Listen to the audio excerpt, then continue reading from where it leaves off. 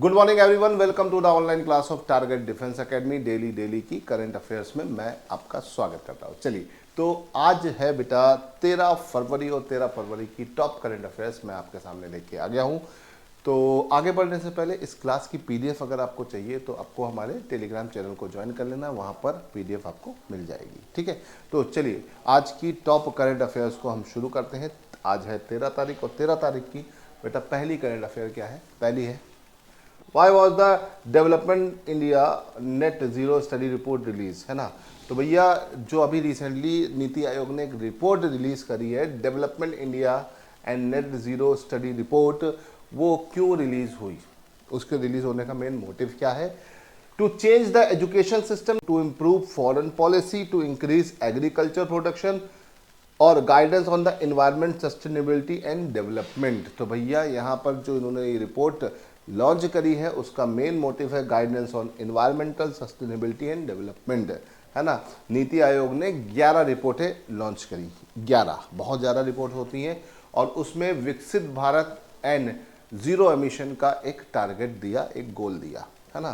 तो याद रखिएगा, develop India and net zero study report, net zero या जीरो एमिशन करना भारत का जो लक्ष्य है, भारत ने कब तक का ये लक्ष्य रखा है, तो इसे ध्यान रखिएगा। जीरो एमिशन का टारगेट भारत का है 2070 का, है ना, याद रखिएगा। ठीक, यहाँ पर 2 से 3 चीज़ें हैं। नेट जीरो का कार्बन एमिशन का टारगेट भारत 2070 तक करेगा, और डेवलप नेशन का टारगेट है 2047 तक। ठीक है, ये ध्यान रखिएगा। ठीक, कोप 26 में भारत ने ये कसम खाई थी, इसे याद रखिएगा। और ये क्लाइमेट चेंज पे जो कोप होते हैं उससे संबंधित है। इस तरह की चीज़ें आपके पेपर में आ सकती हैं, इसे ध्यान रखिएगा। ठीक है, तो इस रिपोर्ट में बहुत सारी लंबी सारी चीज़ें हैं, मैं आपको उसमें काफ़ी सारी चीज़ें बता भी चुका हूँ पहले भी, और थोड़ी चीज़ें जो बची हुई हैं वो हम धीरे धीरे स्टडी करके आपको और बताते रहेंगे। ठीक है, अब देखो इसमें जो मेन पॉइंट जो आपको बिल्कुल भी नहीं भूलने बेटा, वो क्या है, उन पॉइंट्स पर आपको थोड़ा ध्यान रखना है। ठीक है, release a study report scenario toward the Viksit Bharat and net zero emission, NITI Aayog ने किया है रिपोर्ट। तो नीति आयोग ने रिपोर्ट किया है, इसे याद रखिएगा।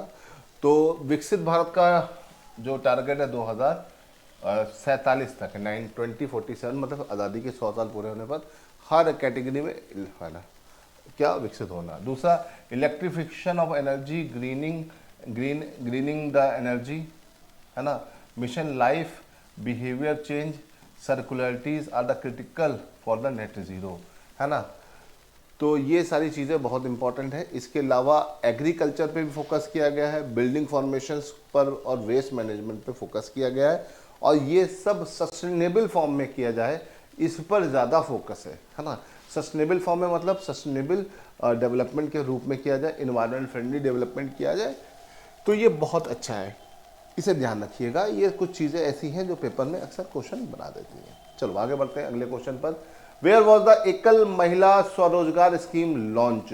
तो एकल महिला स्वरोजगार जो योजना है वो किस राज्य के द्वारा लॉन्च की गई? उत्तराखंड, महाराष्ट्र, उत्तर प्रदेश की दिल्ली।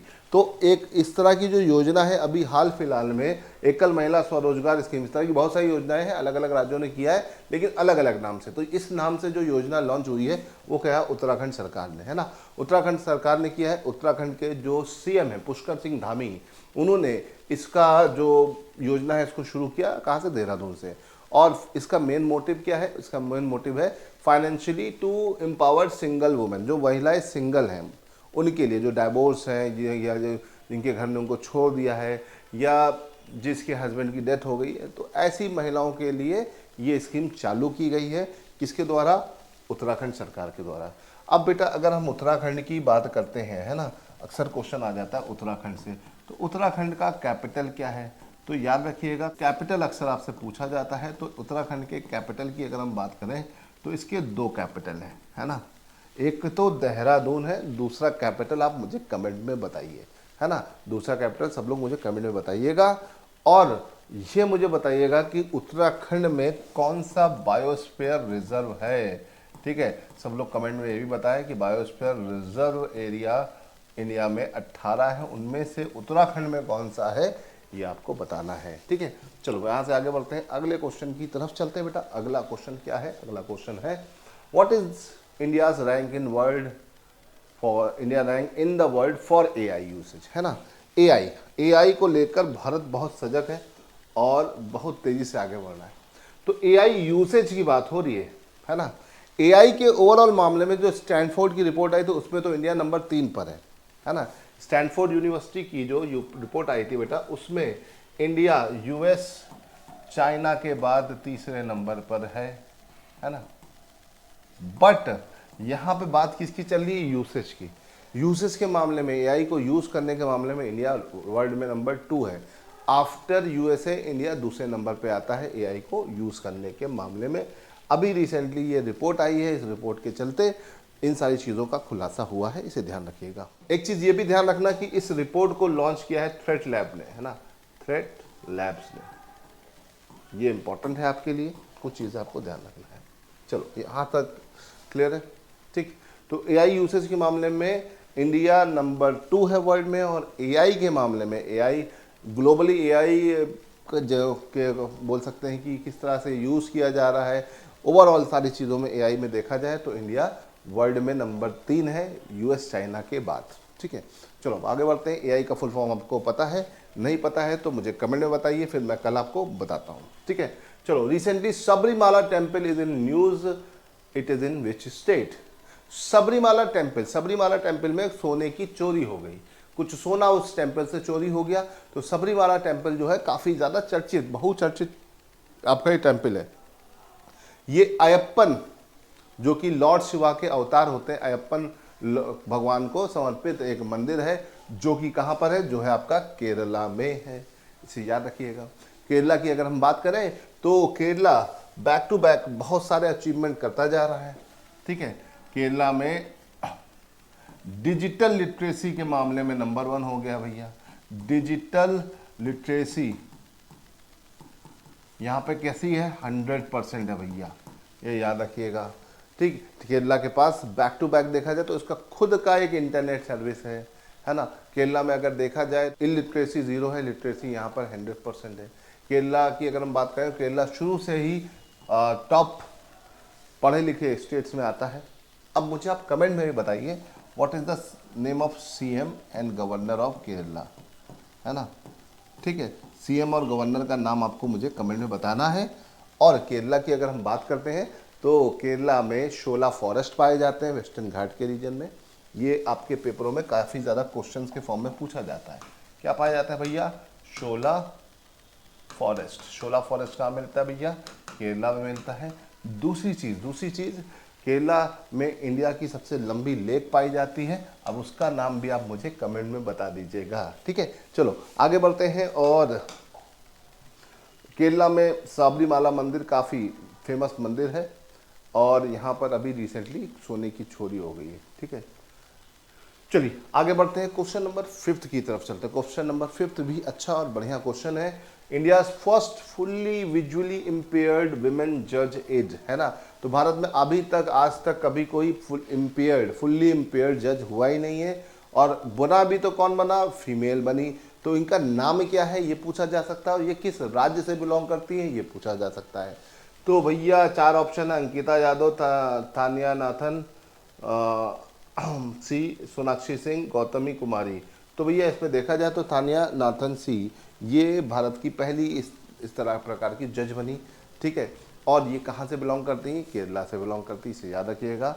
ये बड़ा इंपॉर्टेंट है। राष्ट्रीय महिला आयोग ने इसे विमेन एम्पावरमेंट का एक अच्छा प्रतीक बताया है। Meet Tania Nathan, first visually challenge women to all set become a जज इन केरला। केरला में जज बनने वाली ही पहली महिला बन गई। तो अपने आप में ये बड़ा अलग है ना। Tania Nathan become the Indian first fully visually impaired women जज after clearing the Rajasthan judicial services in 2018 marking a significant achievement, ठीक है। तो याद रखिएगा ये पहली जज बन गई है, ठीक।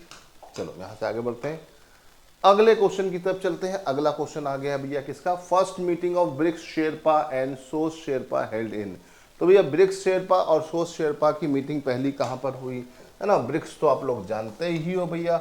ब्रिक्स की अगर हम बात करते हैं तो भैया ब्रिक्स में कुल मिलाकर मेंबर कितने हैं?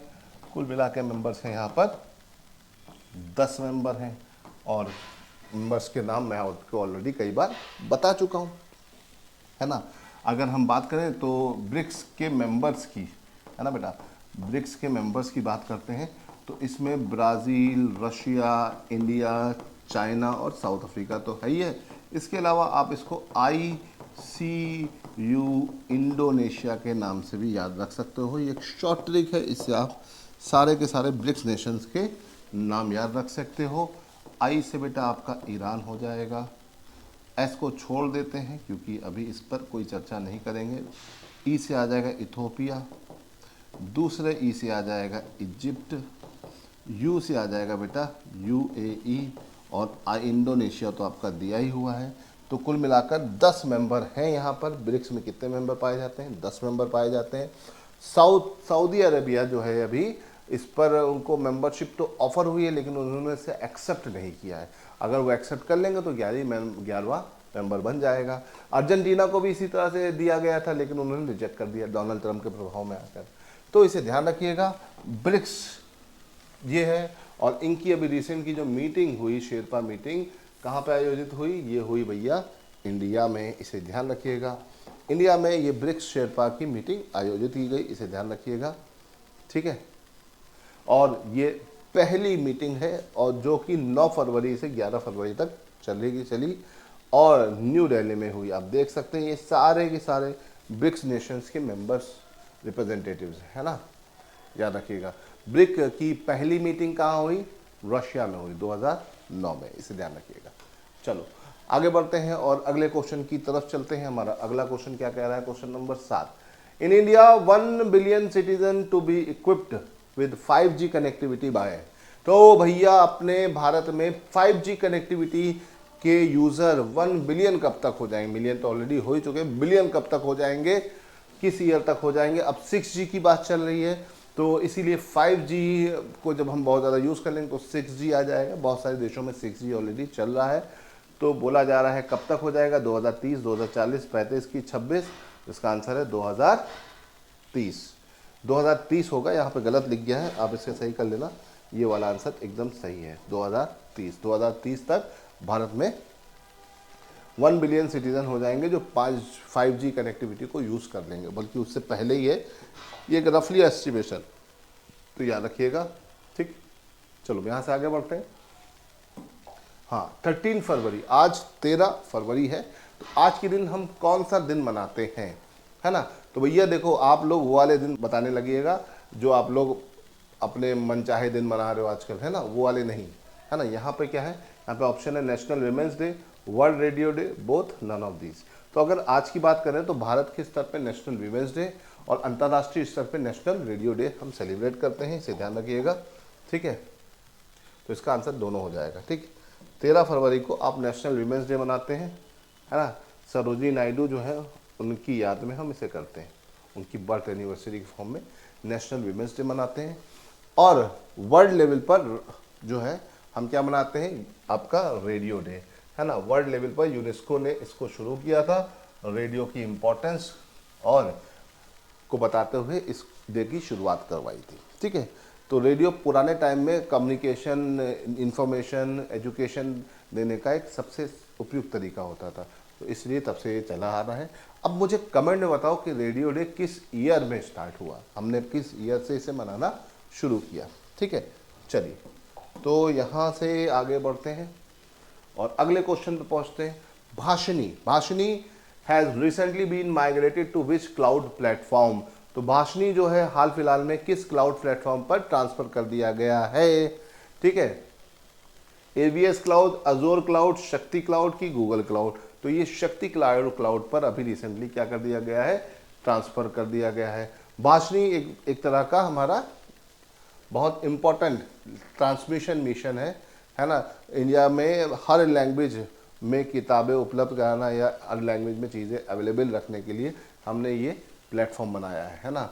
India's National Language Translation Mission was migrated to Government of India's MeghRaj cloud to enhance data security, stability and digital infrastructure in the Digital India initiative. तो याद रखिएगा, इस शक्ति क्लाउड इसका मेजर क्लाउड है तो उसके अंदर इसे ट्रांसफ़र किया गया है। मेघराज भी है, उसके ऊपर शक्ति क्लाउड आता है, इसे ध्यान रखिएगा। ठीक है, तो इसे ध्यान रखिएगा। चलिए आगे बढ़ते हैं, क्वेश्चन नंबर 10 की तरफ चलते हैं। Which major global summit on artificial intelligence is scheduled from 16 to 20 February 2026 in New Delhi. तो भैया इंटरनेशनल लेवल पर एक बहुत बड़ी समिट हो रही है, भारत में हो रही है, उसका नाम आपको बताना है। ठीक है, G20 AI समिट बिल्कुल गलत है भैया। इंडिया AI इम्पैक्ट समिट बिल्कुल सही है, पहली समिट है भारत में हो रही है, ये गलत है, ये भी गलत है। तो इसका आंसर क्या हो जाएगा? इसका आंसर हो जाएगा B. B is the right answer of this question, इसे ध्यान रखिएगा। ठीक है, चलो तो इसका आंसर क्या हो जाएगा बेटा? बी हो जाएगा, इसे ध्यान रखिएगा। India AI Impact Summit 2026 is a global artificial intelligence summit to be held in New Delhi. ठीक है, 16 टू 20 फरवरी 2026, ये याद रखिएगा, 2026 तक रहेगा, है ना। 2026 में 16 से 20 फरवरी के बीच ये आयोजित होगी, इसे ध्यान रखिएगा। ठीक, चलो अब यहाँ से तो हो गया हमारा आज के टॉप 10 क्वेश्चंस। आई होप कि आपको मज़ा आया होगा, अच्छे लगे होंगे। इसी तरह के और इंटरेस्टिंग क्वेश्चंस के लिए आप हमें फॉलो कर सकते हो। और इस क्लास की PDF आपको कहाँ मिलेगी? हमारे टारगेट डिफेंस एकेडमी के टेलीग्राम चैनल पर। आप CDS में देख रहे हो, CDS के चैनल टेलीग्राम चैनल को ज्वाइन करिएगा। NDA को फॉलो कर रहे हो तो NDA के टेलीग्राम चैनल को फॉलो करिएगा। बिकॉज करंट अफेयर तो कॉमन होती है, लेकिन बाकी सारे कंटेंट उसमें अलग अलग रहते हैं।